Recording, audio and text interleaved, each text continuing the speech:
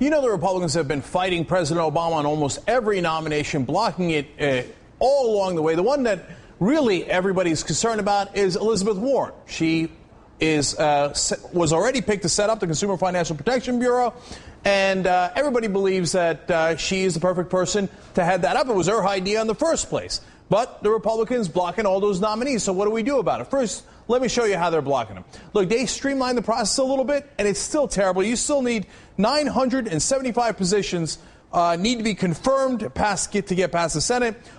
This year alone, 259 nominations have been made by President Obama, and only 50 have been confirmed. That is preposterous. By the way, did you know 15 judicial nominees received unanimous support from Senate Judiciary Committee, and they're still awaiting an up and down floor vote? That's unanimous. Even the Republicans agreed to them, but they still won't give them a vote on the floor of the Senate.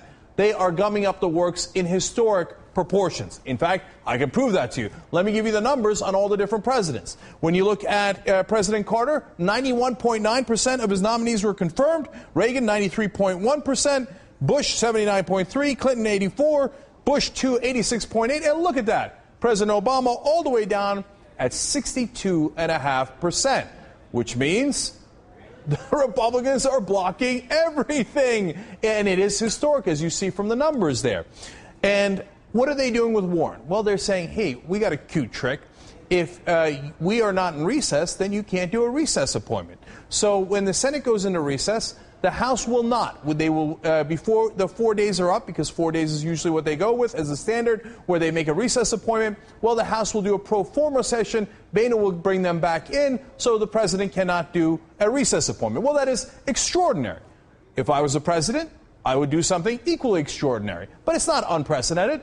Teddy Roosevelt, back in 1903, said, oh, you're going to play games with me? No problem. While right after the Senate goes into recess and before the House is in session, he appointed and nominated just flat out appointed 160 people. Said, how do you like me now? You want to play games? They're all in office right now, 160 of them. Can we do that with just one person? Absolutely. Point out their obstruction and then get your fighter into that position that is absolutely critical.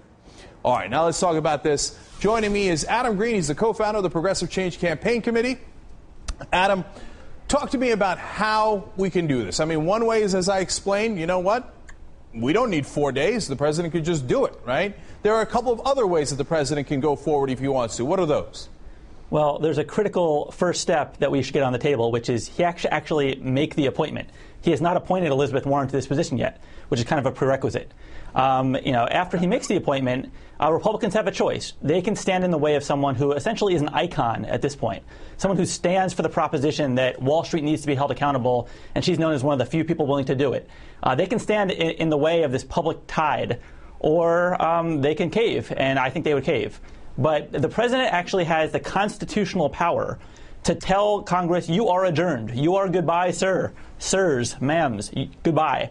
And just make the appointment. So essentially, this is an example, unlike so many other fights, where the president literally by next week could adjourn Congress, give Elizabeth Warren a recess appointment, do it all over July 4th, so it doesn't really matter, and call it a day. But he hasn't done it yet.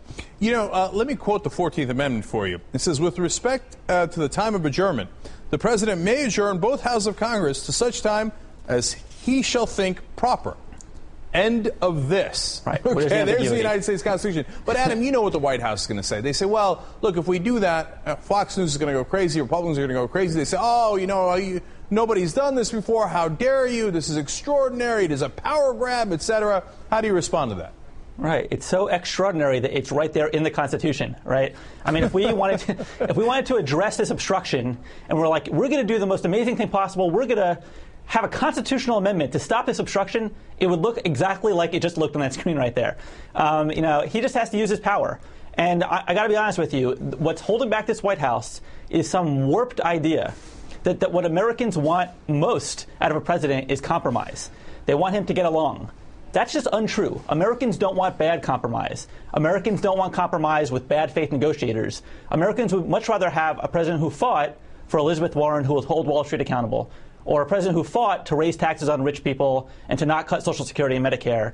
And their insistence on just, going along to get along, or, really needing Republican support or Fox News love is just ridiculous. And Americans, need to call the White House and say, hey, you want my support in 2012?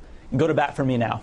Right. And look, I don't know what kind of school politics they went to, but yes, people like strong leaders. I can't believe that that's news to people, right? But you mentioned bad faith. Now, look, the Republicans are doing record number of filibusters now. But I want to show you clips of when they were in charge and the Democrats just threatened filibusters and they lost their minds. Here, let's look at that. This is the old days from the Republicans. Any president's nominees, whether they be Republican or Democrat, if they have the support of a majority of the Senate, they will get an up or down vote in the Senate. It's about allowing judicial nominees an up or down vote on the Senate floor. And I believe it's an issue of fairness.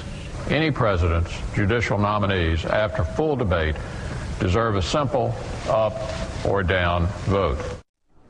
You know what I would love? President Obama does a press conference. He plays that clip and goes, all right, fine, now I want an up and down vote. And if you don't give it to me, I'm coming with recess appointments whether you like him or not. Is that a pipe dream? Can we get a president that strong? Can we get a president that strong? Yes. Is that the current president in the White House? Probably not. But I would accept any level of confrontation from this president. I heard some of the previous guests saying that yesterday he really let the Republicans have it. No, he really did not. He never drew a single line in the sand. And what we have to express to this president is it's nice that you have preferences.